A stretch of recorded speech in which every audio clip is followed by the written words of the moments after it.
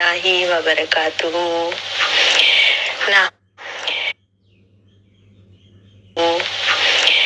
नहमदुहु व नुसल्ली अला रसूलिहिल करीम अम्मा बाद फाऊज़ु बिल्लाहि मिनश शैतानिर रजीम बिस्मिल्लाहिर रहमानिर रहीम रब्बि इश्रह ली सदरी व यस्सिर ली अमरी वहलुल उक़दतम मिन लिसानी यफ़क़हू क़ौली रब्बि ज़िदना इल्मा अल्लाहुम्मा फ़क़्हिना फ़िद्दीन अल्लाहुम्मा अनफ़अना बिमा अल्लमतना व अल्लिमना मा यनफ़अना व ज़िदना इल्मा। बिस्मिल्लाहिर्रहमानिर्रहीम। आज अल्हम्दुलिल्लाह अल्लाह की मदद से हम लोग सूरह लहब कर रहे हैं और सूरह लहब जो है वो दो नामों से मशहूर है, एक सूरह लहब और एक सूरह मसद, ठीक है, लेकिन ज्यादा कॉमन नेम सूरह लहब है और ये मक्का में नाजिल हुई है और इसकी 5 आयतें हैं, ठीक है। आज हम सूरह लहब के ऊपर गौर फिक्र और तदब्बुर करेंगे और इस सूरत का शान नज़ूल जानेंगे, ठीक है, और इस सूरत से हमें क्या सबक मिलता है ये भी देखेंगे, ठीक है। सबसे पहले तो ये सूरत शुरू करने से पहले हम थोड़ा ये जान लें कि ये सूरत लहब यानी के नाम से है, तो ये क्यों इस नाम पे रखी गई है, ठीक है। पहले हम इसकी तिलावत कर लेते हैं। औज़ु बिल्लाहि मिनश शैतानिर रजीम बिस्मिल्लाहिर रहमानिर रहीम तब्बत यदा अबी लहबिन व तब मा अगना अन्हु मालुहु व मा कसब सयस्ला नारन ज़ात लहब व इम्रअतुहु हम्मालतल हतब फी जीदिहा हब्लुम मिन मसद। शुरू अल्लाह के नाम से जो बेहद मेहरबान निहायत रहम वाला है। टूट गए हाथ अबू लहब के और टूट गया और बर्बाद हो गया वो, काम ना आया उसको माल उसका और ना जो उसने कमाया। अब पड़ेगा भड़कती हुई आग में और उसकी बीवी जो सर पर लिए फिरती है ईंधन, उसकी गर्दन में रस्सी है मूंछ की। यहाँ पे बहुत गाढ़ी उर्दू में लिखा हुआ है, मैंने ट्रांसलेशन में आपको बताया है, यानी कि पाम फाइबर की रस्सी, ठीक है। सदक़ल्लाहुल अज़ीम। अब हम ये सूरत के ऊपर गौर तदब्बुर करने से पहले हम जानना चाहेंगे कि आखिर ये सूरत जिसके बारे में नाज़िल हुई है लहब, वो कौन है। तो हमें इसके लिए हमें अबू लहब के बारे में जानना जरूरी होगा। तो मैं चाहती हूँ कि मैं आप लोग को इसके बारे में पहले बताऊं हिस्ट्री कि अबू लहब कौन था। तो देखें, अबू लहब हुजूर पाक सल्लल्लाहु अलैहि वसल्लम का सगा चचा था, ठीक है, लेकिन हुजूर पाक सल्लल्लाहु अलैहि वसल्लम के ऊपर ईमान नहीं लाया, ठीक है, काफिर था और इसकी पूरी फैमिली, इसकी बीवी, इसके बच्चों ने हुजूर पाक सल्लल्लाहु अलैहि वसल्लम को बहुत तंग किया, ठीक है। अबू लहब इसका असली नाम नहीं था, अबू लहब इसकी कुनियत थी, यानी कि निक नेम था। इसका असली नाम था अब्दुल उज़्ज़ा बिन अब्दुल मुत्तलिब, ठीक है।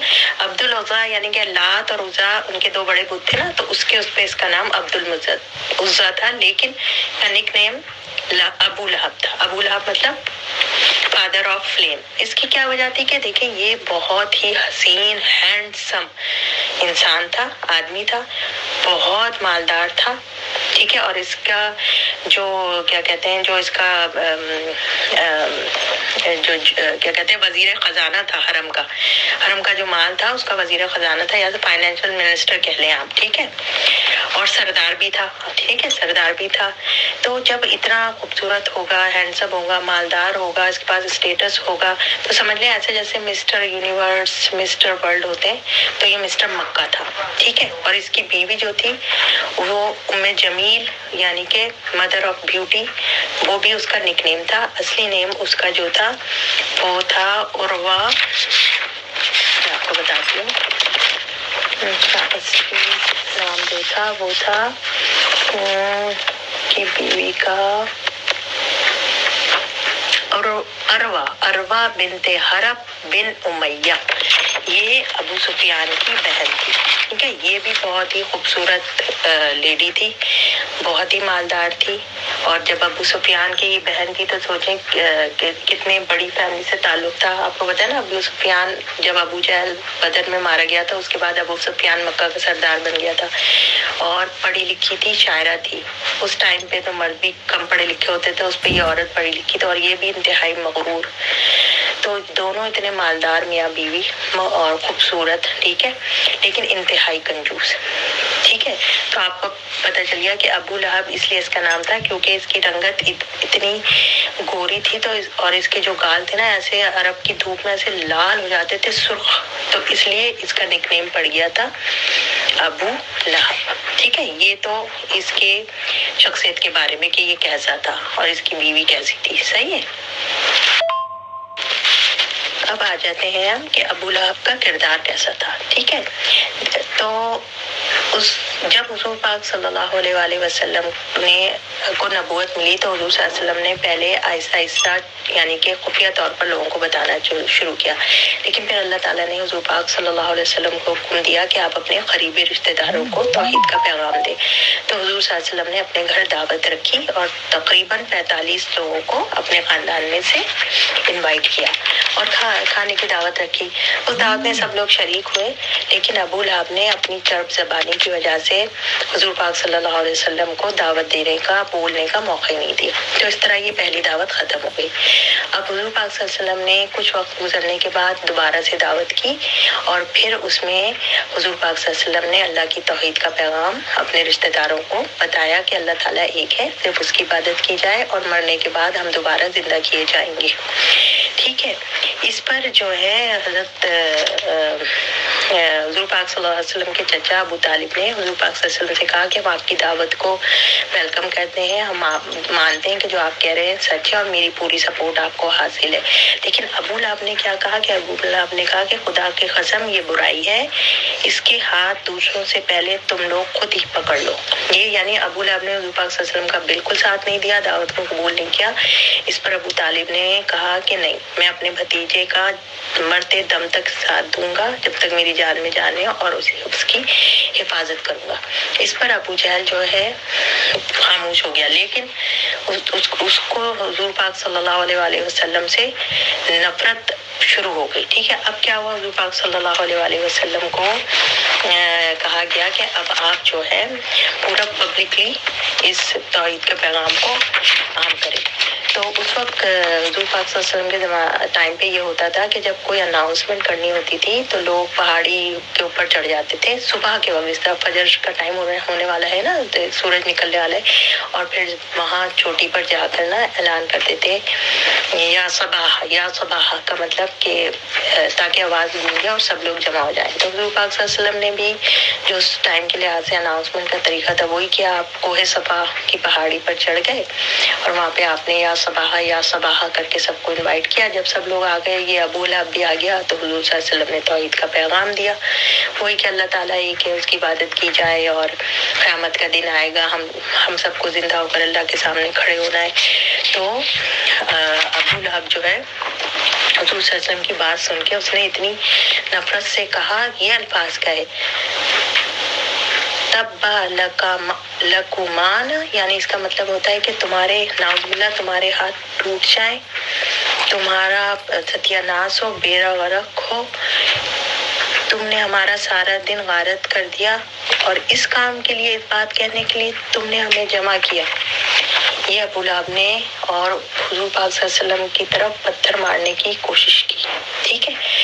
اس پر اللہ تعالیٰ نے یہ سورہ لہب نازل کی، ٹھیک ہے، کہ ظاہر ہے آپ کو سوچیں کہ حضور پاک صلی اللہ علیہ وسلم کو کس قدر تکلیف ہوئی ہوگی کہ وہ اللہ کا مشن، اللہ کا پیغام سنا رہے ہیں، اور ان کے اپنے رشتہ دار اتنا قریبی چچا سپورٹ کرنے کے بجائے ان کو پوری پبلک میں یہ کہہ رہا ہے۔ ٹھیک ہے، اس پر اللہ تعالیٰ نے یہ تبت یدا سورت نازل ہوئی، اور وہی الفاظ اللہ تعالیٰ نے استعمال کیے کہ اس نے کہا تھا تبا لکمان، یعنی کہ تمہارے ہاتھ ٹوٹ جائیں، تم برباد ہو جاؤ. تو اس پر اللہ تعالیٰ نے انہی الفاظ سے تبت یدا، ٹوٹ گئے ہاتھ ابو لہب کے اور ٹوٹ گیا یعنی برباد ہو گیا وہ. ٹھیک ہے، جب ابھی ہم اس کی ٹرانسلیشن پڑھیں گے تو تب ہمیں اور اچھا سمجھ آئے گا. تو یہ صورت اس وقت نازل ہوئی تھی. ٹھیک ہے، یعنی کہ بالکل سپورٹ نہیں کیا، حضور صلی اللہ علیہ وسلم سے دشمنی اسٹارٹ کر دی. اب اس کے کچھ عرصے کے بعد جب حضور پاک صلی اللہ علیہ وسلم کے بیٹے عبداللہ کا انتقال ہو گیا تو ابو لہب کا کردار کیا تھا اس وقت کہ ابو لہب دوڑ کر قریش کے پاس گیا اور اس نے کہا کہ آج محمد صلی اللہ علیہ وسلم کا بیٹا فوت ہو گیا ہے، یہ خوشخبری ہے کہ آپ صلی اللہ علیہ وسلم ابتر ہو گئے، یعنی جڑ کٹ گئی، اب دنیا میں کوئی نام لینے والا نہیں رہا.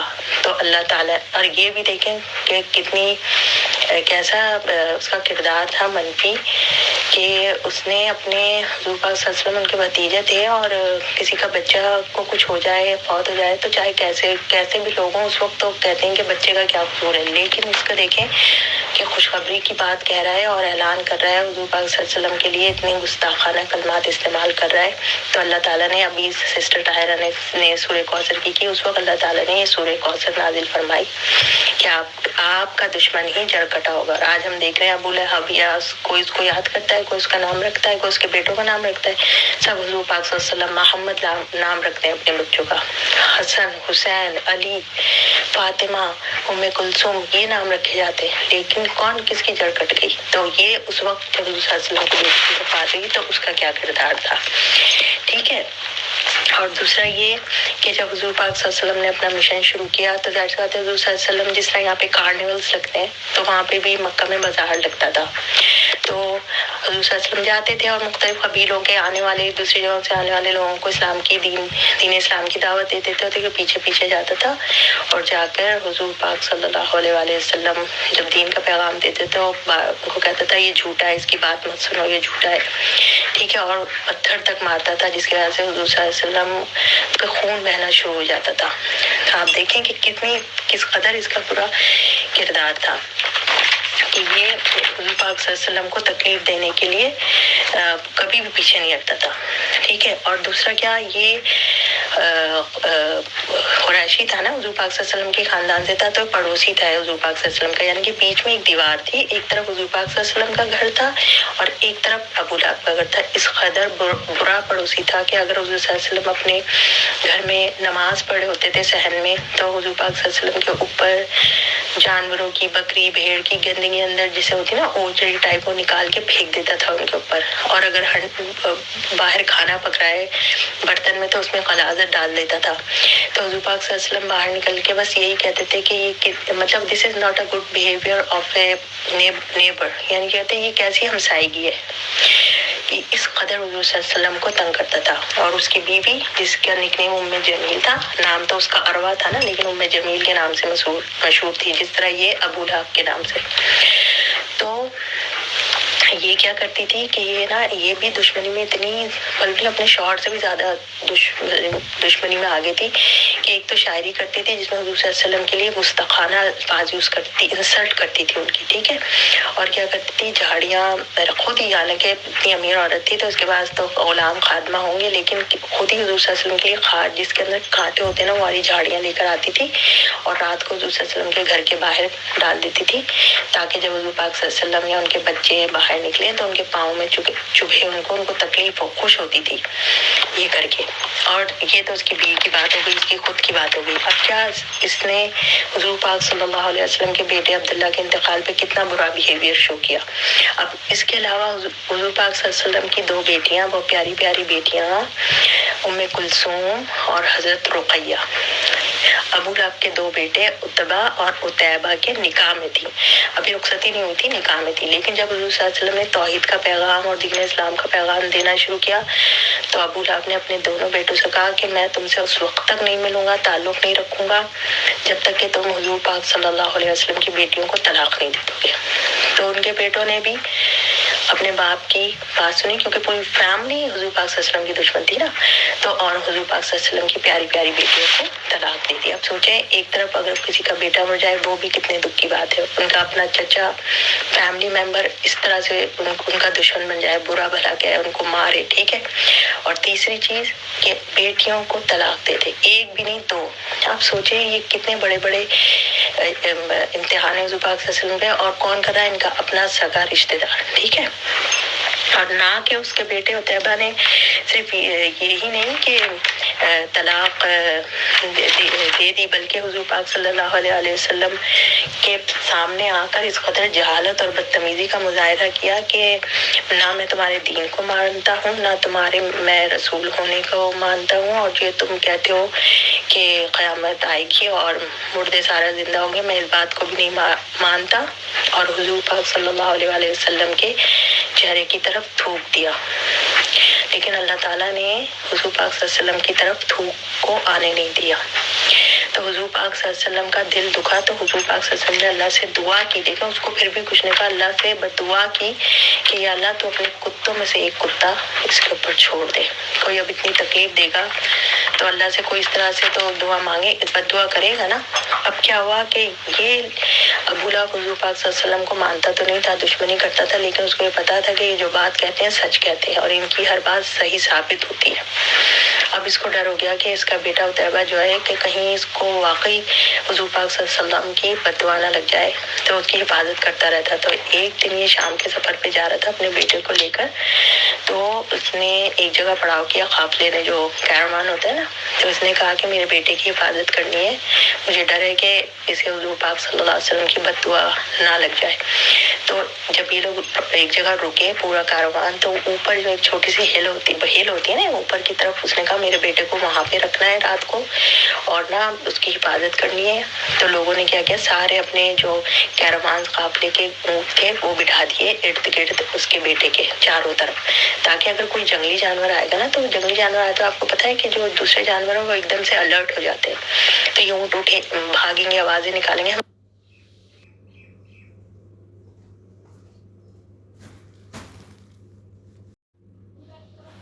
ارد گرد اس کے بیٹے کے چاروں طرف، تاکہ اگر کوئی جنگلی جانور آئے گا نا، تو جنگلی جانور آئے تو آپ کو پتا ہے کہ جو دوسرے جانور ہیں وہ ایک دم سے الرٹ ہو جاتے ہیں، تو یہ اونٹ اٹھے بھاگیں گے، آوازیں نکالیں گے، ہمیں پتا چل جائے گا۔ لیکن ایسا ہوا نہیں، اللہ کے حکم سے وہاں شیر آیا اور اس نے اس کے بیٹے عتیبہ کو لیا، چیڑ پھاڑ کر رکھ دیا، کھایا بھی نہیں، بس چیڑ پھاڑ کر رکھ دیا اور چلا گیا۔ رات کو صبح دیکھا اس کا بیٹا اتنی بری حالت میں مرا پڑا تھا، لیکن اللہ تعالیٰ نے حضور پاک صلی اللہ علیہ وسلم کی انسلٹ کرنے، گستاخی کرنے، ان کو تکلیف پہنچانے کا بدلہ کیسے لیا، ٹھیک ہے۔ یہ تو اس کے بیٹے کے ساتھ ہوا، ٹھیک ہے۔ اب یہ دیکھیں میں نے آپ کو بتا دیا کہ اس کی پوری فیملی کس طرح سے حضور پاک صلی اللہ علیہ وسلم کو ٹارچر کرتی تھی۔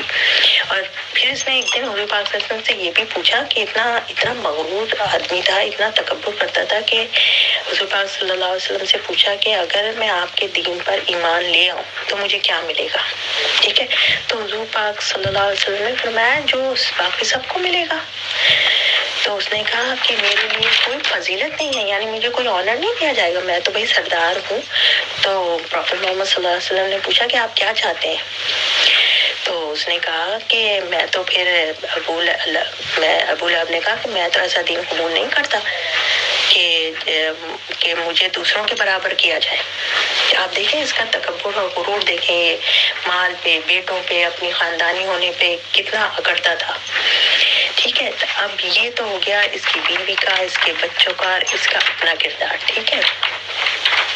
اچھا ایک اور بھی کام اس نے کیا تھا کہ جب ہم نے دیکھا کہ نبوت کے 7ویں سال جب حضور پاک صلی اللہ علیہ وسلم کا بائیکاٹ کر دیا تھا کفار نے، تو بنو ہاشم اور بنو عبد المطلب نے سب نے جو ہے نا حضور پاک صلی اللہ علیہ وسلم کا ساتھ دیا تھا نا، کفار مکہ کا ساتھ نہیں دیا تھا۔ لیکن یہ ابو لہب نے اپنے خاندان کا ساتھ نہیں دیا، اپنے خاندان حضور پاک صلی اللہ علیہ وسلم کا ساتھ نہیں دیا، بلکہ کفار مکہ کا ساتھ دیا۔ آپ دیکھیں کس قدر دشمنی میں یہ آگے تھا۔ اب ہم یہ سوچتے ہیں کہ بھائی یہ ابو لہب کا ہی ذکر کر کے اللہ تعالیٰ نے اس کو قرض، اس پر لعنت اور پھٹکار کیوں کی، اور اس کی اتنی بری سزا کیوں بتائی؟ آخر بھائی حضور پاک صلی اللہ علیہ وسلم کے مکہ میں تو اور بھی دشمن تھے، ابو جہل تھا، امیہ بن خلف تھا، مجھے 2 سرداروں کے صحیح سے نام یاد نہیں، لیکن وہ ایک ہے حضرت خالد بن ولید کا باپ اور ایک ہے ابو سفیان کا باپ۔ یہ لوگ بھی جو ہے وہ حضور پاک صلی اللہ علیہ وسلم کے دشمن تھے نا، کتنے برے دشمن تھے، لیکن قرآن نے ان کا نام لے کے ان کی سزا نہیں بتائی، صرف ابو لہب کی بتائی۔ تو ہمیں یہ غور کرنا چاہیے کہ آخر اس کی کیا وجہ ہے۔ اب میں آپ کو جو بتاتی ہوں کہ اس کی کیا وجہ ہے۔ جی، ہم لوگ یہ دیکھ رہے تھے کہ آخر اللہ تعالیٰ نے ابو لہب کا نام لے کر اس پر لعنت و ملامت اور اس کی سزا کیوں بتائی۔ دیکھیں، اس کی 3 وجہ ہیں۔ ایک تو یہ وجہ ہے کہ ابو لہب جو تھا وہ حضور پاک صلی اللہ علیہ وسلم کے خاندان سے تعلق رکھتا تھا۔ تو آپ کو پتہ ہے کہ وہ ٹرائبل سسٹم تھا، تو جو قبیلہ تھا نا، وہ اپنے قبیلے کے لوگوں کا بہت خیال رکھتے تھے، بہت ان کو سپورٹ کرتے تھے، پروٹیکشن کرتے تھے، اور جب خاندان کا ہو تو اور زیادہ کرتے تھے۔ لیکن ابو لہب نے کیا کیا، اتنا قریبی رشتہ سگا چچا ہونے کے باوجود حضور پاک صلی اللہ علیہ وسلم کا ساتھ نہیں دیا، نہ ان کو پروٹیکٹ کیا، نہ ان کو نبی مانا۔ ٹھیک ہے، ایک تو یہ ہو گیا۔ ٹھیک ہے، دوسرا کیا ہوا کہ وہ حضور پاک صلی اللہ علیہ وسلم کی شان میں خود ذاتی طور پر گستاخی کرتا تھا، فزیکلی بھی اور وربلی بھی، یعنی کہ زبان سے بھی ان کو تکلیف پہنچاتا تھا، اپنے کردار سے بھی ان کو تکلیف پہنچاتا تھا، اور فزیکلی بھی پتھر مار کے جس طرح بھی۔ ٹھیک ہے نا، یہ ہم نے بھی ابھی میں نے آپ کو اتنی ڈیٹیل میں بتایا۔ پھر یہ کہ نہ صرف وہ خود، اس کی بیوی نے بھی حضور پاک صلی اللہ علیہ وسلم کو تکلیف پہنچائی، اپنی شاعری کر کے، گستاخی کر کے، اور دیکھیں کس طرح سے تکلیف دیتی تھی فزیکلی۔ اور صرف اس کی بیوی نہیں، اس کے بیٹوں نے بھی کس قدر حضور پاک صلی اللہ علیہ وسلم کو تکلیف پہنچائی۔ تو یہ ایسا دشمن تھا کہ یہ 3 تو اتنے بڑے بڑے پوائنٹس ہیں جس کی وجہ سے حضور پاک صلی اللہ علیہ وسلم کو تکلیف پہنچانے کی وجہ سے اللہ تعالیٰ کا غضب اتنی جوش میں آیا کہ اللہ تعالیٰ نے کتاب میں اس کی پنشمنٹ اور اس کا انجام بتا دیا۔ ٹھیک ہے، کہ دیکھیں حضور پاک صلی اللہ علیہ وسلم کی شخصیت تو ایسی تھی نا کہ آپ تو کسی کو برا ہی نہیں بولتے تھے، مارنا تو دور کی بات، گالی دینا تو دور کی بات، آپ تو کسی کو پلٹ کے جواب بھی نہیں دیتے تھے نا برائی کا۔ لیکن کیا اللہ تعالیٰ خاموش رہیں گے جب اس کے محبوب کو، حضور پاک صلی اللہ علیہ وسلم اللہ کے محبوب رسول ہے نا، اور وہ کیا کر رہے ہیں؟ کیا وہ اپنی حیثیت کے لیے کام کر رہے ہیں؟ کیا اپنا بزنس بڑھا رہے ہیں؟ کیا اپنی ذات کے لیے کچھ کر رہے ہیں؟ پریزیڈنٹ بننا چاہ رہے ہیں؟ کیا مطلب کہ کیمپین چلا رہے ہیں؟ کیا کر رہے ہیں؟ وہ دین اسلام، اللہ کے دین کا کام کر رہے ہیں۔ جب اللہ کے دین کا کام کریں گے اور وہ محبوب رسول ہوں گے، محبوب بندے ہوں گے اللہ کے، تو کون جواب دے گا؟ اللہ جواب دے گا نا۔ دیکھیں اللہ تعالیٰ نے کیا جواب دیا، حضور پاک صلی اللہ علیہ وسلم تو ایک لفظ نہیں کہا جب اس نے کوئی صفحہ پہ حضور پاک صلی اللہ علیہ وسلم کو برا بلا کہا، جھوٹا کہا۔ اللہ تعالیٰ نے جواب دیا حضور پاک صلی اللہ علیہ وسلم کی کہ آپ فکر نہیں کریں، اس کی سزا یہ ہوگی قیامت والے دن، اور دنیا میں بھی یہ ذلیل و رسوا ہوگا، اس کا اسٹیٹس، اس کا مال، اس کی اولاد اس کے کچھ کام نہیں آئے گی۔ ابھی جب ہم اس کی پوری ڈیٹیل صورت پڑھیں گے، میں آپ کو بتاؤں گی تو ہمیں پتہ چلے گا۔ ٹھیک ہے، تو یہ اس وجہ سے اللہ تعالیٰ نے یہ 3 بڑی بڑی وجوہات ہیں جس کی وجہ سے اللہ تعالیٰ نے پوری صورت قرآن پاک میں اتار دی، جو قیامت تک پڑھی جائے گی اور ابو لہب کو قرض کے طور پر، برے طور پر یاد کیا جائے گا۔ ٹھیک ہے، یہ اس کا ریزن ہے کہ اس وجہ سے یہ صورت نازل ہوئی۔ ٹھیک ہے، اب ہم دیکھ لیتے ہیں کہ آخر یہ صورت نازل ہوئی تو اس کا ایسے لوگوں کا جو حضور پاک صلی اللہ علیہ وسلم کی شان میں گستاخی کریں تو اللہ تعالیٰ ان کا بدلہ کیسے لیتا ہے دنیا میں۔ دیکھو اس کی تو سزا آخرت میں بھی بتا دی گئی، ابھی اس کا حال کیا ہوا دنیا میں آپ کو بتا رہی ہوں، پر قرآن پاک میں اس آدمی کی، اس برے انسان کی سزا بھی اللہ تعالیٰ نے بتا دی۔ اب اس کا دیکھیں اس کا انجام دنیا میں کیا ہوا، یہ میں آپ کو بتا دیتی ہوں کہ سورہ لہب کے نازل ہونے کے چند سال بعد جنگ بدر ہو گئی۔ ٹھیک ہے، اب جنگ بدر میں قریش کے بڑے بڑے سردار گئے، اور یہ نا بہت ہی بزدل انسان تھا، یہ خود نہیں گیا، اس نے نا اپنی جگہ کسی کو بھیج دیا۔ ٹھیک ہے، اب یہ جب جنگ بدر میں آپ کو بتایا سارے سردار مارے گئے، تو جب اس کو پتہ چلا کہ سب سردار مارے گئے تو اس کو بڑا دکھ ہوا، تکلیف तकलीफ हुई, दुख हुआ, यानी डिप्रेशन में चला गया ये। फिर अल्लाह ताला की तरफ से इसको एक ऐसी बीमारी हुई, एक फोड़ा निकला इसके जिस्म पे, और वो फोड़े फैलते चले गए, पीप वाले ऐसे गंदे बदबूदार फोड़े कि उसी बीमारी में पाँव रगड़ रगड़ के ये मर गया। और इतनी गंदी बीमारी थी, ऐसी लगने वाली बीमारी थी कि इसकी औलाद भी इसके करीब नहीं जाती थी। ठीक है, ये अपने घर में मर गया और 3 दिन तक इसकी बॉडी जो है ना घर में पड़ी रही, बदबू आने लगी। सब लोगों ने फिर जाते, सब वहाँ के जो लोग थे, पड़ोसी या जो रहते थे, उन सब ने इसके बेटों से कहा कि भाई इसको फेंको, यहाँ से निकालो, ये बीमारी फैलेगी, दूसरे भी बीमार होंगे। 3 दिन तक उसकी उसी हालत में फैली रही। उसके बेटे भी उसके करीब नहीं गए, उसको हाथ लगाना, उस डेड बॉडी को उठाना नहीं चाहते थे। तो हबशियों से उन्होंने कहा कि इसको बॉडी को उठाओ और जाके कहीं मक्के से बाहर जाकर फेंक आओ। तो क्या किया उन हबशियों ने भी, क्या किया कि डंडे से उसको मार मार के चारपाई पे या जो भी उस वक्त सिस्टम होगा उस पर डाल के उठाकर ले गए, और डंडों से ही उसको ना गड्ढा खोद के उसमें डाल दिया और उस पर पत्थर डाल दिया। आप देखें कितनी जलील रुसवाई वाली इसकी दुनिया में मौत हुई। ये तो उस वक्त सबने ही देखा होगा ना कि इसकी मौत कैसे हुई, कि ये अल्लाह का दुश्मन था, अल्लाह के रसूल सल्लल्लाहु अलैहि वसल्लम का दुश्मन था, अल्लाह के दीन का दुश्मन था। तो दुनिया में अल्लाह ताला ने इसको कैसी इबरतनाक मौत दी। और देखें आखिरत में इसका, जहन्नुम में इसका क्या इसको सजा दी जाएगी, आग का अजाब होगा। अबू लहब कहता था ना अपने आप को फादर ऑफ फ्लेम, तो लहब ही, वही लहब का वर्ड यूज हुआ है यहाँ पे कि उसको सजा भी उसी तरह लाल भड़कती हुई आग की दी जाएगी। ठीक है, अब हम ये तो इसका मैंने आपको अंजाम बता दिया। ठीक है, अब हम आगे इंशाल्लाह सूरत शुरू करते हैं, और फिर जैसे जैसे सूरत में हम आगे बढ़ेंगे मैं आपको थोड़ा और तफसील बताऊंगी।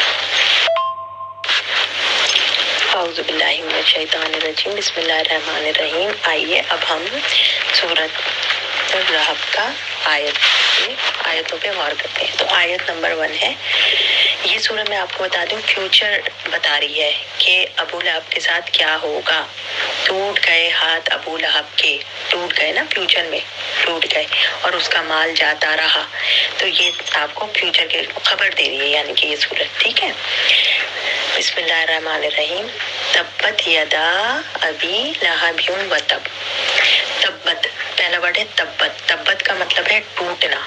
ठीक है, अबू लहब ने हुज़ूर पाक सल्लल्लाहु अलैहि वसल्लम को तब्बत ही का वर्ड यूज करके कहा था कि हुज़ूर पाक सल्लल्लाहु अलैहि वसल्लम, खुदा न खास्ता नाउज़ुबिल्लाह आपके हाथ टूट जाए, आपका सत्यानाश हो, आपकी बेइज्जती हो कि आपने इस काम के लिए हमें कोई सपा पर बुलाया। इस तरह मुखातिब किया था ना, तो अल्लाह ताला ने भी उसको उसी तरह मुखातिब किया, तब्बत।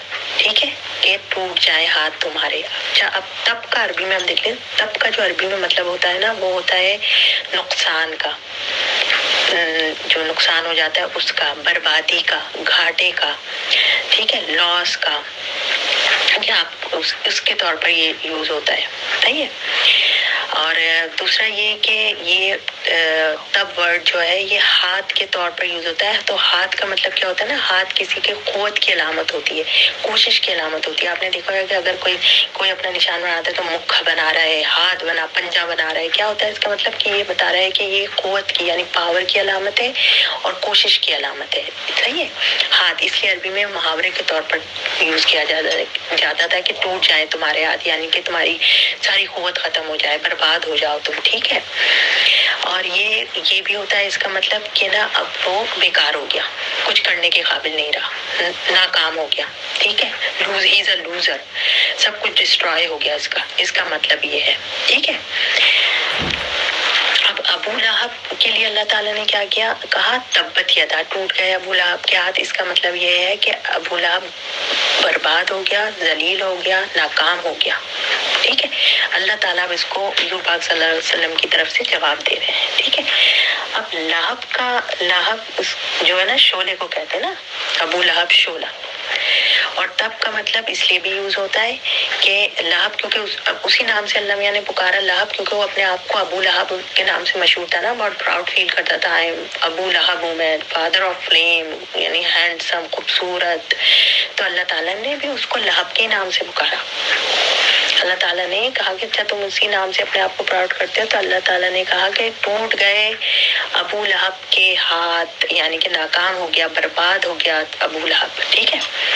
और अरबी में तब जो है वो बद्दुआ के लिए भी आता है, ठीक है। तो एक तरह से उसने हुजूर पाक सल्लल्लाहु अलैहि वसल्लम को तब का वर्ड यूज करके बद्दुआ दी थी, तो अल्लाह ताला ने भी रिटर्न में उसको तब का ही लफ्ज करके बिल्कुल सेम जैसा उसने कहा था उसी तरह अल्लाह ताला ने इसको कर्ज किया, लानत बनामत की कि बर्बाद हो गया अबू लहब, बद्दुआ दी, इसके दोनों हाथ बर्बाद हो गए और वो खुद भी बर्बाद हो गया।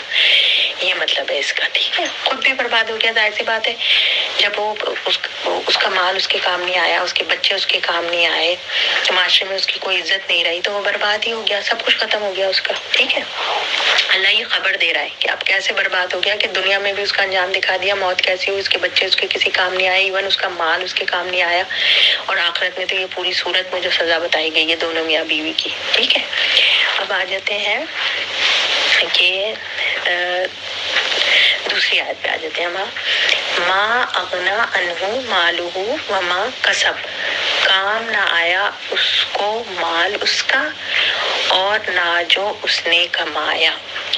अच्छा, ये क्योंकि बहुत मालदार आदमी था, जैसा मैंने आपको बताया है आपको कि ये हरम का जो है वजीर खजाना था, ठीक है, और बहुत दौलतमंद आदमी था, लेकिन उसकी वजह से ये बहुत बहुत गुरूर और तकब्बुर करता था, इंतहाई कंजूस भी था और गुरूर और तकब्बुर बहुत करता था कि अगर मुझे कुछ हो जाएगा तो मुझे फिक्र करने की जरूरत नहीं, मेरे पास तो बहुत माल है, मैं माल देके अपने आप को छुड़ा लूंगा या कुछ भी फायदा देगा मेरा माल मुझे। फिर बेटे भी थे, तो बेटे उस वक्त आपको बताया बाजू समझे जाते थे, सही है। अच्छा, माल तो समझ में आ गया, रुपया पैसा और आपका ओहदा, सही है। अब कसब क्या अरबी में क्या मतलब होते हैं? वमा कसब मालूहु वमा कसब, और जो उसने कमाया। कसब का हमें पता है ना कि हमें अरबी में तो एक बिल्कुल डिक्शनरी मायने है कि कमाई, लेकिन अगर इसको दूसरे लफ्जों में तो इसका मतलब ये माल में भी आता है और औलाद के लिए भी आता है, यानी माल मनी प्लस आपके चिल्ड्रन, ठीक है। इसमें भी तो अभी जो मैंने आपको डिटेल बताई इससे आपको पता चल गया कि ये दोनों चीजें इसकी ना दुनिया में काम आई और ना आखिरत में काम आएगी। आखिरत में तो अल्लाह ताला किसी कुछ लेगा ही नहीं, ना माल एक्सेप्ट है, ना औलाद, ना कुछ भी नहीं, सिर्फ आपके अमाल की वजह से अल्लाह ताला आपको जज करेगा। लेकिन दुनिया में इसका माल इसके काम आया, इसको मौत से बचा सका, इसको बीमारी से बचा सका, क्या इसको इज्जत की मौत दे सका? नहीं। इसके बेटों ने इसकी बॉडी को हाथ भी नहीं लगाया, इसका इलाज भी नहीं करवाया, यानी कि इसके बच्चे भी इसके किसी काम ना आए, सही है ना। ये इस कसब का मतलब है कि कोई काम नहीं आया, सही है। ये हो गई आयत 1 और 2 जी। अब आयत नंबर 3 कर लेते हैं, ठीक है। आयत नंबर 3 है सयस्ला नारन ज़ाता लहब, वो जल्द ही भड़कने वाली आग में जाएगा, ठीक है। अब देखिए कुरान पाक का अंदाज देखिए कि अबू लहब बहुत प्राउड फील करता था अपने नाम पर, तो अल्लाह ताला ने भी वही नाम यूज किया लहब के, यानी कि तुम दुनिया में भी अपने आप को अबू लहब कहते थे ना, अब आखिरत में भी तुम्हारी सजा यही है कि तुम भड़कती हुई शोलों वाली आग में जलाए जाओगे, अल्लाह ताला बता रहे हैं ये।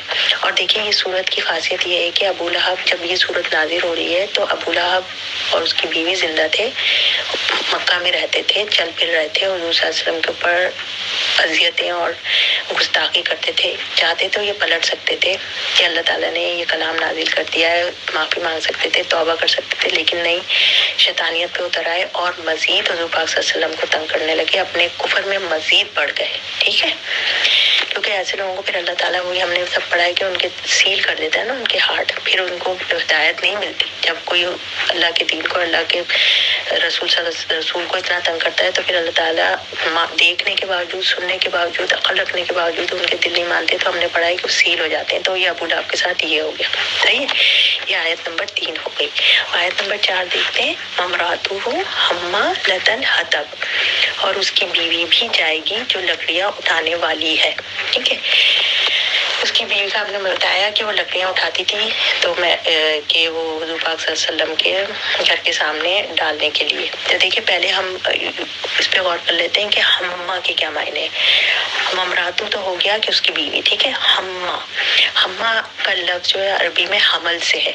हमल का मतलब है बोझ उठाना, कि हम ये देखें हमल जैसा होता है ना कि जब जो औरत है वो प्रेग्नेंट हो जाती है तो हम कहते हैं ना कि वो हामला हो गई, उसका हमल ठहर गया, तो क्या मतलब है वो बोझ उठा रही ना बेबी का, तो ये अरबी वर्ड में इसके बिल्कुल लफ्जी मीनिंग है ये, ठीक है। अब इस हम्मा लतल हतब के ना मुफस्सिरीन ने ना दो मतलब लिए हैं, इस आयत के दो मतलब लिए हैं कि एक तो ये कि वो झाड़ियाँ उठाकर लाती थी, अब इतनी अमीर थी तो झाड़ियाँ खुद की उठाकर लाती थी, यकीनन उनके बाद खादमाएं कनीज होंगी, काम करती होंगी, लेकिन क्योंकि दुश्मनी में होता है ना कि मैं खुद इसको तो मैं मजा चुकाऊंगी, तो हो सकता हो इतनी दुश्मनी में, और उस वक्त टाइम होता था कि जो लकड़ियाँ थी ना वो रस्सी बांध के अपने गले में ऐसे गले के साथ रस्सी बांधते थे और हाथों के साथ, ताकि वो लकड़ियों का बोझ अपने सहार सके। तो इसका तो ये मतलब है कि हुजूर सल्लल्लाहु अलैहि वसल्लम को टॉर्चर देने के लिए उठाकर लाती थी, ठीक है। और अरबी ज़बान में ये मुहावरे के लिए भी यूज किया जाता है। किस मुहावरे के लिए यूज किया जाता है? ऐसे हम्मा लतल हतब कि कोई बहुत ज्यादा चुगलखोर हो, लोगों में फूट डालने का काम करता हो, इधर उधर की बात लगाता हो, आग लगाना किसी से कहते हैं ना, वो काम करता हो। तो ये नेचर की जाते बुराइयां करती थी, शायरी करती थी, तो दोस्तों के पास जा जाके उनको बुरा बुरा कहती थी, लोगों को उकसाती थी कि ये झूठा आदमी है, नाउजुबिल्लाह बुरा आदमी है। तो ये इस वजह से भी यूज होता है अरबी में ये पूरा सेंटेंस हम्मा लतल हतब, ठीक है। और ये भी मायने लिए मुफस्सिरीन ने कि ना ये जहन्नुम में ना इसके गले में ऐसी मोटी रस्सी होगी जिससे ये लकड़ियां घसीट रही होगी अपने शौहर की आग में डालने के लिए, ताकि वो और मजीद ईंधन का काम दे वो लकड़ियां, और अपने शौहर की आग भड़के और उसमें इसका शौहर जले, क्योंकि दुनिया में भी ये अपने शौहर का बुराई में साथ देती थी ना, इसलिए इसके एक मायने मुफस्सिरीन ने ये भी लिए है, सही है। अब आ जाते हैं आयत नंबर 5 की तरफ। फी जीदिया हब्लुम मिन मसद, उसकी गर्दन में मजबूत बटी हुई रस्सी होगी। बटी हुई का मतलब होता है जिस तरह हम चुटिया बनाते हैं ना, उस तरह की रस्सी होगी फाइबर की। जिस तरह आपने देखे होंगे, मैं आपको इजी करके बता रही हूँ, पाम ट्री के आपने खजूर के तरफ देखे होंगे, उसके पत्ते कितने नोकीले नोकीले होते हैं ना, उन पत्तों से समझे खजूर का आपने तना भी देखा, उस तरह की रस्सी होगी जो कि उसके गले में होगी। अब ये क्यों गले में होगी इसकी भी मैं अभी आपको तफसील बताती हूँ। अब अल्लाह ताला ने क्यों कहा कि इसकी गर्दन में मजबूत बटी हुई रस्सी होगी, तो मुफस्सिरीन कहते हैं कि इसकी गले में, ये बहुत दौलतमंद औरत थी ना, शौहर भी दौलतमंद है, खुद जिस खानदान से ताल्लुक रखती है वो भी सरदार खानदान है, दौलतमंद है, तो इसके गले में ना एक बहुत कीमती हार होता था, बहुत कीमती हार, वो सारा वक्त पहनी रहती थी और उस हार पे ये बहुत नाज करती थी। और ना और कहती थी कि मैं अपने बुतों की लात और उज्जा की कसम खाकर कहती थी कि मैं हुजूर पाक सल्लल्लाहु अलैहि वसल्लम की दुश्मनी में इस हार को भी खर्च कर दूंगी। इतना महंगा हार वो पहनती थी, इतनी मोहब्बत करती थी उस हार से, इतना नाज करती थी, और कहती थी मैं इसको भी खर्च कर डालूंगी, अपने बुतों की कसम खाकर ये बात कहती थी। तो अल्लाह ताला ने इसीलिए इस रस्सी को, उसके हार को दोजख में, जहन्नुम की आग में उस पाम फाइबर वाली रस्सी की तरह से बताया कि उसको इतना हार पसंद था ना, जो वो हुजूर पाक सल्लल्लाहु अलैहि वसल्लम की शान में गुस्ताखी करने के लिए, तंग करने के लिए खर्च करने तैयार थी। तो ऐसे ही हार उसको दोजख में भी पहनाया जाएगा, लेकिन वो हार ऐसा होगा पाम फाइबर की तरह का, नोकीला चुभता हुआ मोटी सी रस्सी से, और उसी रस्सी से, यानी वो जो रस्सी उसके गले में हार के तौर पर जहन्नुम में पहनाई जाएगी, उस रस्सी से वो काम भी तो लेगी ना, वो काम ये लेगी कि वो वहीं पे अपने शौहर के लिए ईंधन, जो हमने देखा ना कि क्या क्या ईंधन होंगे, आप हम जब कुरान पढ़ेंगे तो पता चलेगा कि ये बुत और ये पत्थर ही तो ईंधन है जहन्नुम के, वो लाएगी और अपने शौहर की आग को मजीद भड़काएगी, यानी जलाने के लिए, क्योंकि दुनिया में भी वो अपने शौहर का इस बुराई में काम साथ देती है, तो जहन्नुम की आग में भी दोनों साथ जलेंगे और वो अपने शौहर को मजीद टॉर्चर करने के लिए काम आएगी। तो इसका इस आयत के दो मतलब है। तो अल्हम्दुलिल्लाह ये सूरत यहाँ पे हमें मानों के लिहाज से और तदब्बर और गौर के लिहाज से ख़त्म हो गई कि मियाँ बीवी ने जिस तरह से हुजूर पाक सल्लल्लाहु अलैहि वसल्लम को दुनिया में तंग किया, तो अल्लाह ताला ने उनकी पूरी पनिशमेंट उनके जिंदा होते हुए हुजूर पाक सल्लल्लाहु अलैहि वसल्लम के पे नाजिल फरमाई और हुजूर सल्लल्लाहु अलैहि वसल्लम ने पढ़कर सुनाई। उसके बावजूद ये मियाँ बीवी बाज नहीं आए, ठीक है। तो यहाँ ये हमारी सूरत की तदब्बर और गौर फिक्र खत्म हो गया।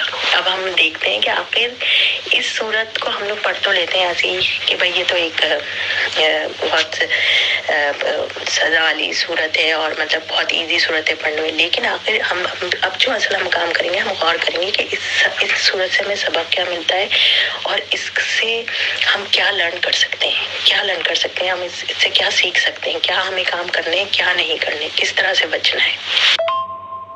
बड़ा भाषा था, ठीक है, लेकिन हुई कि ये गले में इसके रस्सी फंस गई थी और उसी रस्सी से इसका दम घुट गया। अब क्या उसका सिनेरियो है ये इतनी तफसील तो किसी को नहीं पता, लेकिन ये पता है कि रस्सी किसके गले में फंसी थी तो इसका दम घुट गया और इसी से इसकी मौत हुई। ठीक है, ये मैं आपको बताना भूल गई थी। तो इससे एक सबक हमें ये मिला कि जब कोई हुजूर पाक सल्लल्लाहु अलैहि वसल्लम की शान में गुस्ताखी करता है तो अल्लाह ताला दुनिया में भी उसे इबरतनाक सजा देते हैं। ठीक है, और क्या कहते हैं आखिरत में तो सजा है ही है। अबू लहब के जो ये सूरत नाजिल है इससे हमें अंदाजा हो गया है कि ऐसे लोगों का अंजाम आखिरत में भी बहुत बुरा होने वाला है। ठीक है, और नंबर 5 पर हमें ये सबक मिलता है कि जब मियाँ बीवी बुरे काम में शरीक होंगे ना दुनिया में, तो आखिरत में भी वो अपना अंजाम जब दोनों ही मिलकर बुरा काम करेंगे तो आखिरत में भी दोनों ही उसकी सजा साथ ही भुगतेंगे, दोनों ही जहन्नुम में साथ दाखिल होंगे। क्योंकि अगर बुरे काम में मियाँ ने बीवी का साथ दिया, बीवी ने मियाँ का साथ दिया, किसी ने एक दूसरे की इस्लाह करने की या उसको नसीहत करने की कोशिश नहीं की और साथ दिया, ये सूरत हमें ये बताती है कि देखें बीवी को भी सजा मिल रही है और शौहर को भी सजा मिल रही है। सही है ना। अच्छा, उसके बाद इस सूरत से हम ना जो अपने लिए रिजल्ट निकालेंगे ना, वो ये भी हमें सबक सिखाती है कि हम कंपेयर करें कुरान को इंडिविजुअली और नेशन वाइज। कि अल्लाह ताला ने किसी इंडिविजुअल ने अगर हुजूर पाक सल्लल्लाहु अलैहि वसल्लम की शान में गुस्ताखी की है तो किस तरह से उसको सजा मिली है, क्या अल्लाह ने बताया है, क्या हमें इसका इल्म हुआ है।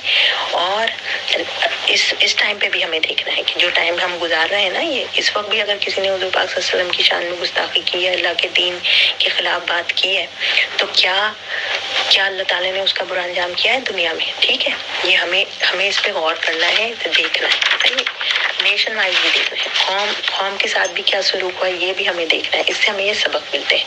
अब आइए हम थोड़ा सा और इस पे गौर करते हैं कि इंडिविजुअली यानी कि अगर इनफरादी एक अकेले पर्सन के साथ कोई अच्छा काम कर रहा है और उसका दुश्मन बुरा है तो क्या अल्लाह ने उसका दुनिया में कोई इबरतनाक अंजाम किया है।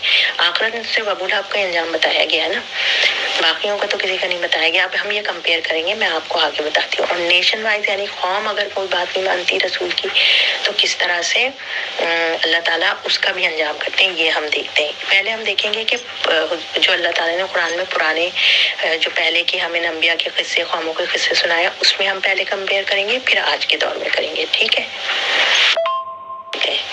बुक का मतलब है कि उसे लॉ दिया जा रहा है, उसे पूरा एक रूल एंड रेगुलेशन और लॉ दिया जा रहा है कि अब ये निज़ाम कायम करना है। इसको कहते हैं रसूल। वो नबी भी होता है, नबी प्लस रसूल प्लस बुक प्लस पूरा उसके पास एक आइन होता है, एक दस्तूर होता है, लॉ एंड ऑर्डर होता है। सही है। अच्छा, एंड व्हाट इज नबी? नबी के पास बुक नहीं होती, नबी के पास लॉ एंड ऑर्डर नहीं होते, वो बस अल्लाह के पैगाम को फैला रहे होते हैं। ठीक है, जिस तरह इसकी मिसाल है ऐसे है कि हजरत ईसा अल्लाह के नबी भी हैं और अल्लाह के रसूल भी हैं और उनके ऊपर बुक भी नाजिल हुई है और वो बुक को नाफिज भी कर रहे हैं। हजरत मूसा नबी भी हैं, रसूल भी हैं, उनके ऊपर बुक भी नाजिल हुई है, उनकी कौम को पूरा लॉ एंड रेगुलेशन, आइन दस्तूर मिला है जिसको फॉलो करना है। ठीक है, अब इन्हीं दो नबियों के साथ मैं आपको ये इजीएस्ट मिसाल बता रही हूँ कि हजरत ईसा के साथ जो थे हजरत याह्या थे, जॉन कहते हैं ना उनको, वो थे हजरत याह्या, लेकिन वो नबी तो थे लेकिन रसूल नहीं थे, उनके पास कोई बुक नहीं थी, उन्होंने कोई शरीयत नहीं, वो पुरानी हजरत ईसा की ही शरीयत को फॉलो कर रहे थे। ठीक है, तो ये फर्क है नबी और रसूल में। हजरत मूसा नबी भी है रसूल भी है, लेकिन उनके साथ हजरत हारून थे, उनके अपने भाई, लेकिन वो रसूल नहीं थे, नबी थे, वो हजरत मूसा की ही बुक को फॉलो कर रहे थे। ठीक है, ये फर्क है नबी और रसूल में।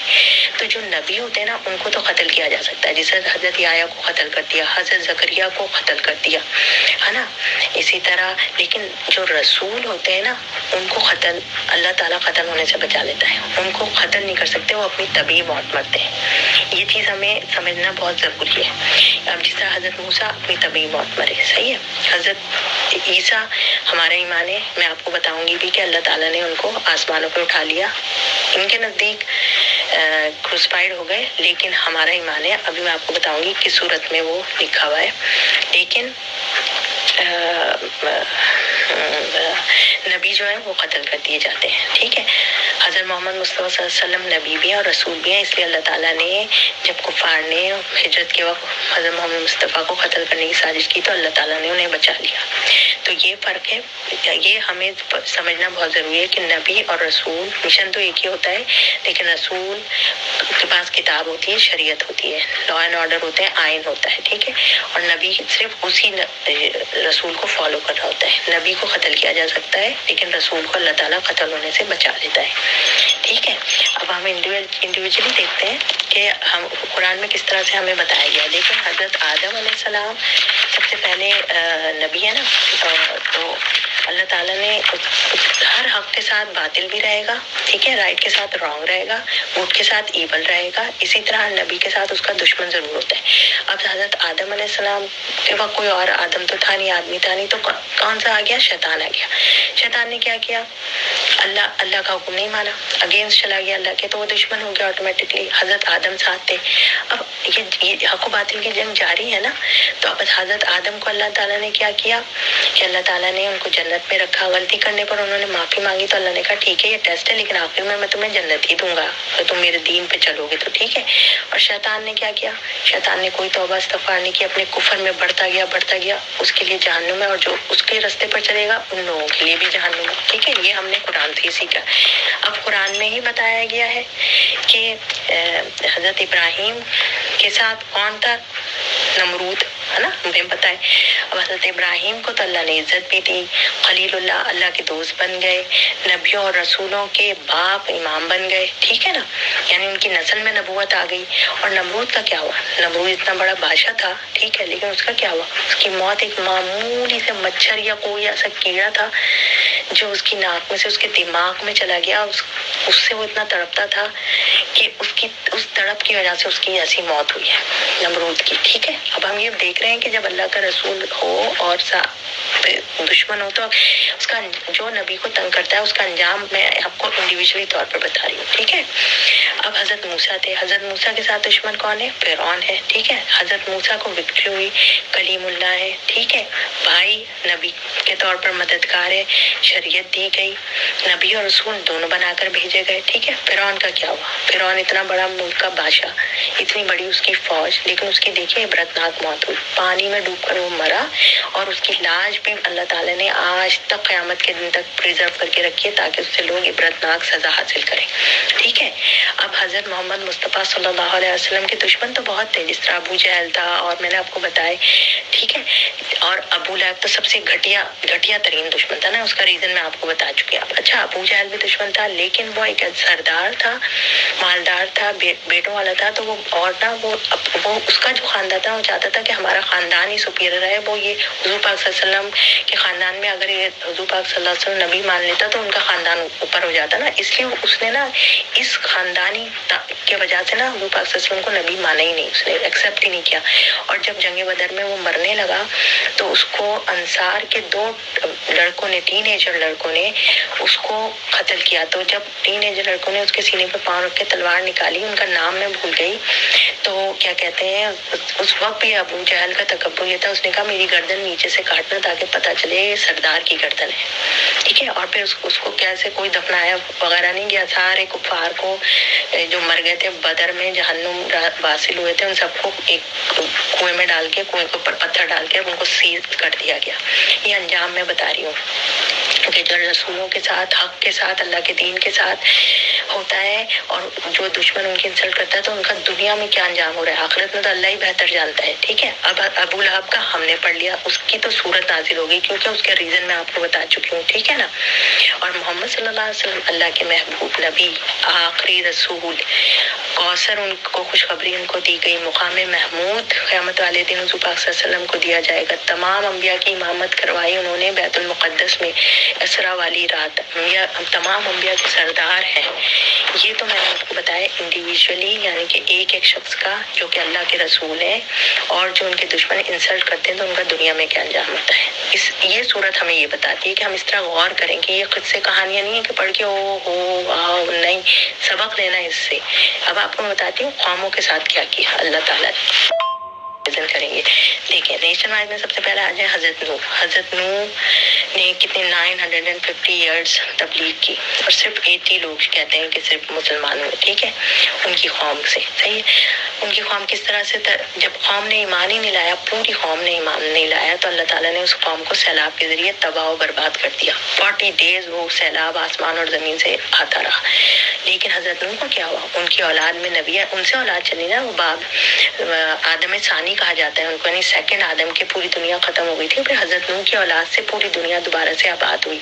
अल्लाह के रसूल हैं वो, ठीक है, तो देखिए उनको ऑनर दिया गया। इसी तरह कौन सी कौमें, आद, समूद, लूत की कौम, शुएब की कौम, यानी आद और समूद है हजरत हूद की और हजरत सालेह की कौम, उनका नाम है आद समूद, ठीक है।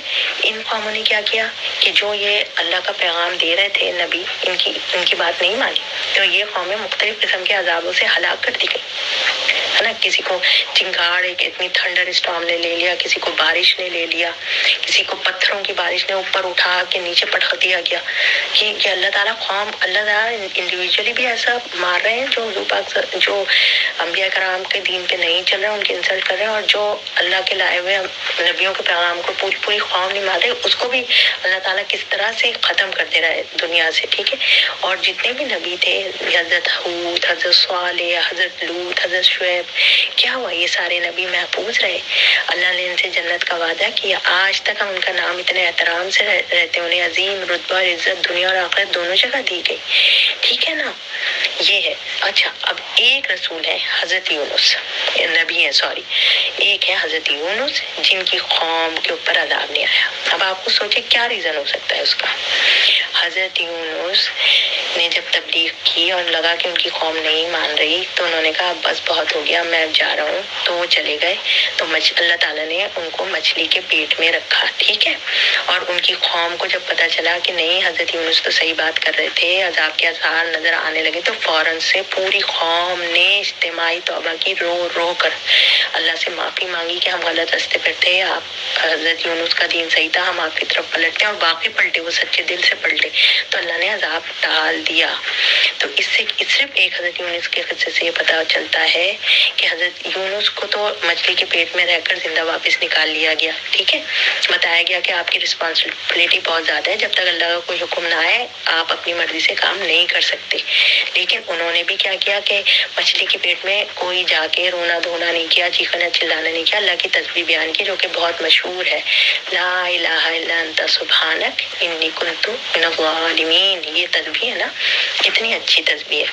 ये तस्बीह की फजीलत है बहुत, कि जब आप परेशानी या इस तरह की हालत में हो, अकेले महसूस करें, कोई आपका साथ न दे, आप ये तस्बीह करें, ला इलाहा इल्ला अंता सुब्हानक इन्नी कुन्तु मिनज़ ज़ालिमीन।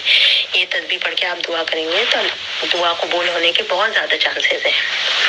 और उनकी कौम बचा ली गई, क्योंकि अल्लाह को तौबा इस्तग़फ़ार पसंद है ना।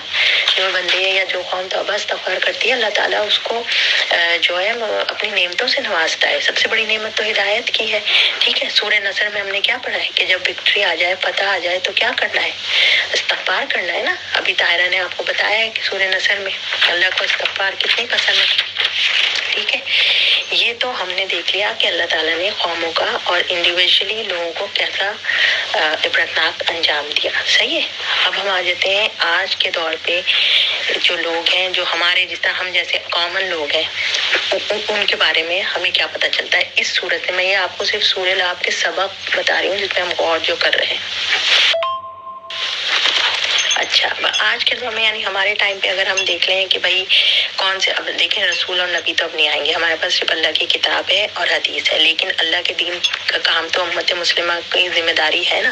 تب ہم دیکھ لیتے ہیں کہ ہمارے ٹائم پہ کیا یہ کام ہو رہا ہے، کیا ایسے اچھے لوگ موجود ہیں اور کیا ایسے لوگ بھی موجود ہیں جو کہ ساتھ برے ہیں. تو دیکھیں پہلے اچھے لوگوں میں آ جاتے ہیں. اچھے لوگوں میں ہم مردوں میں پہلے دیکھتے ہیں کہ جس طرح، کیونکہ میں زیادہ تر اپنے پاکستان کے یا انڈیا کے یا میرے بچے جو ہیں کیونکہ وہ امریکہ میں ہیں تو وہ زیادہ تر یہاں کے اسکالرس کو سنتے ہیں، لیکن میں انہیں کا نام لوں گی جن کو میں سنتی ہوں، جن کو میں جانتی ہوں. ٹھیک ہے، جس طرح ڈاکٹر اسرار احمد مرحوم، ڈاکٹر ذاکر نائک، مفتی مینک، نعمان علی خان، انجینئر محمد علی، ٹھیک ہے، اور عام انسان میں جنید جمشید بھی ہے. ٹھیک ہے، تو یہ دیکھیں عام انسان ہے، انہوں نے کیا کیا، انہوں نے اللہ کے دین کا کام کیا ہے نا، اللہ کی کتاب کا کام کیا. اب دیکھیں دنیا میں ان کی کتنی عزت اللہ نے ان کو دی ہے، کتنا نام ان کو دیا اللہ تعالیٰ نے. ٹھیک ہے، اور جنید جمشید تو وہ انسان ہے جو کہ بالکل ہماری طرح عام تھا، لیکن اس نے کیا کی، توبہ کی اور اللہ کی طرف پلٹا. تو آپ دیکھیں کہ اللہ نے اس کو کتنی عزت بخشی، اور اس کا جنازہ جب ہم دیکھتے ہیں تو کتنے لوگ تھے، حالانکہ اس کی ڈیڈ باڈی اس کے کفن میں تھی نہیں وہ تو، لیکن دیکھیں اللہ نے کتنی عزت بخشی. یعنی کہ آپ جب بھی جس دور میں بھی اللہ کے دین کا، اللہ کی کتاب کا کام کریں گے، توبہ استغفار کر کے اس کی طرف پلٹیں گے تو اللہ تعالیٰ آپ کو عزت ہی دے گا. یہ تو میں نے آپ کو مردوں میں بتا دیا، عورتوں میں بھی ہے، لیکن ظاہر بات ہے اتنا مجھے علم نہیں ہے، یقیناً آپ لوگ کو زیادہ علم ہوگا تو آپ لوگ دیکھیے گا. مجھے جن عورتوں کے بارے میں علم ہے میں ان کا نام لے رہی ہوں. امہات المومنین میں سے حضرت عائشہ کتنی بڑی اسکالر تھی کہ صحابہ کرام ان کے پاس آ کر ان سے حدیث اور ان سے فتویٰ اور ان سے معلومات حاصل کرتے تھے. ٹھیک ہے، رابعہ بصری کیونکہ ان کے بارے میں میں نے تھوڑا پڑھا ہے، یہ بھی بہت اللہ تعالیٰ کی اچھی نیک بندی تھی جو کہ دین کا کام کرتی تھی. اب جن کو میں کب سنتی ہوں وہ ہے فرحت ہاشمی، عائشہ عامر، یہ لیڈیز ہے اللہ تعالیٰ نے، کیونکہ یہ دین کا اللہ کی کتاب کا کام کر رہے ہیں تو اللہ تعالیٰ نے ان کو عزت بخشی ہوئی ہے. آپ اپنے سراؤنڈنگ میں دیکھیے، یقیناً آپ لوگ زیادہ سنتے ہوں گے، پاکستان انڈیا میں رہتے ہو تو آپ لوگ کو پتا ہوگا، لیکن ایسے لوگوں کو اللہ تعالیٰ عزت ہی دیتا ہے جو اللہ کی کتاب کو، اللہ کے دین کا کام کرتے ہیں. ٹھیک ہے، اور آخرت میں یقیناً اللہ تعالیٰ کی نے جنت کا وعدہ کیا ہوا ہے. یہ تو اچھے لوگوں کی میں نے آپ کو مثال دی تھی نا. تو اب ہم دیکھتے ہیں کہ کیا ہمارے اس دور میں برے لوگ بھی ہیں. جس طرح یہ تو ابو لہب کا اس دور کا بتایا گیا کہ اس وقت اس نے حضور صلی اللہ علیہ وسلم کی شان میں گستاخی کی تھی، اللہ نے اس کی سزا دی. کیا آج کے ٹائم پہ ہمیں ایسے لوگ نظر آتے ہیں جو کہ حضور پاک صلی اللہ علیہ وسلم کی شان میں گستاخی کرتے ہیں یا جھوٹے نبی بن کے اٹھ جاتے ہیں؟ کیا ہم نے دیکھے ہیں؟ کیا ان کا انجام ہمیں نظر آیا ہے؟ اب ہم اس پہ تھوڑا غور کرتے ہیں، کرے. ٹھیک ہے، تو اس نے اپنے آپ کو نبی کہا تھا اور ظاہر سی بات ہے اس فتنے کو ختم نہیں کیا گیا. تو دیکھیں آج یہ کتنا پھیل گیا. اس نے اپنے آپ کو کہا تھا کہ میں نبی ہوں، اور اب قرآن میں انہوں نے بہت چینجز کیے. ٹھیک ہے، اور دوسرا آپ کو یہ تو ابھی کا ہے کہ آپ لوگوں نے دیکھا ہوگا کہ سویڈش کارٹونسٹ تھا، اس نے حضور پاک صلی اللہ علیہ وسلم کی شان میں کیا کہتے ہیں کارٹون بنایا، شان میں گستاخی کی تھی اور کارٹون بنایا تھا. تو ان دونوں کا انجام بہت برا ہوا. ابھی میں آپ کو یہ بھیج دوں گی مرزا علی قادیانی کا کہ اس کی ڈیتھ کیسے ہوئی، کتنی بری طرح ہوئی. اس کو بھی ایسی کوئی بیماری لگ گئی تھی جس کی وجہ سے اس کی ڈیتھ ہوئی. اور یہ جو سویڈش کارٹونسٹ تھا جس نے حضور صلی اللہ علیہ وسلم کی شان میں کارٹون بنا کے گستاخانہ کارٹون بنایا تھا، اس کی موت بھی ایکسیڈنٹ میں ہوئی، بہت بری طرح عبرتناک موت ہوئی. یہ آج کے ٹائم کا ہے. اچھا اب ہم دیکھ لیتے ہیں کیا ایسے لوگوں کو جس طرح سے جو جھوٹے نبی بن کر اٹھ گئے ہیں یا جنہوں نے دین کا مذاق بنایا ہے، کیا صحابہ کرام کے دور سے ہمیں پتہ چلتا ہے کہ ان لوگوں کے ساتھ کیا ہوا ہے، کہ کیا سلوک کیا گیا اور ان کا انجام کیا ہوا ہے. تو دیکھیں ہم نے جہاں تک پڑھا ہے کہ حضرت ابوبکر صدیق کے ٹائم پہ ایک جھوٹا نبی اٹھا تھا، مسلمہ کذاب. ٹھیک ہے، یہ جھوٹا نبی کا دعویٰ کیا تھا، تو حضرت ابوبکر صدیق نے اس کے خلاف جنگ کی تھی اور اس کو ختم کر دیا گیا تھا. اس فتنے کو ختم ہی کر دیا گیا تھا کہ جو اللہ کے دین میں اس طرح کے کام کرے گا وہ بالکل ختم کر دیا جائے. کیونکہ اب اللہ کا رسول تو آئے گا نہیں کہ وہ گائیڈ کرے. اب ہمیں قرآن سے اور صحابہ کرام اور سنت سے ہی چلنا ہے نا. تو حضرت ابوبکر صدیق کے ٹائم پہ یہ اٹھا تھا. لیکن یہ کام ایک کسی انڈیویجول کا کرنے کا نہیں ہے کہ کوئی کہے کہ میں نبی ہوں اور ایک عام آدمی ان کو مار دے. اس طرح سوسائٹی میں جو ہے نا فساد پیدا ہوگا. یہ حکومت کا کام ہوتا ہے. ٹھیک ہے، مسلم حکومت کا کام ہوتا ہے کہ سب مل کے بیٹھیں اور پھر مل کر کام کریں. صحیح ہے.